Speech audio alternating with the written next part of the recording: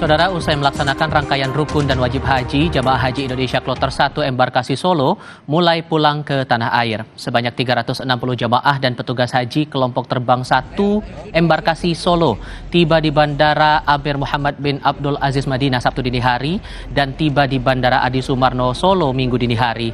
Pemulangan jamaah dilakukan mulai 22 Juni hingga 3 Juli untuk gelombang pertama, sementara gelombang kedua mulai 4 hingga 21 Juli.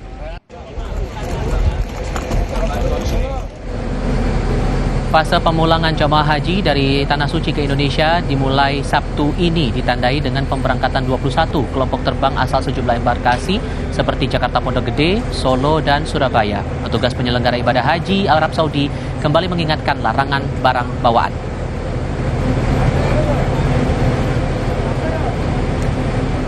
Larangan yang paling keras tentunya adalah terkait dengan air zam-zam. Air zam-zam dalam bentuk apapun tidak boleh dibawa. Terus yang kedua juga ada barang-barang yang sifatnya larangan, ya seperti barang-barang kayak hewan dan lain sebagainya, itu juga tidak boleh ya. Dan bahkan ada terkait dengan masalah keuangan yang mayoritas itu keuangan itu maksimal adalah 100 juta.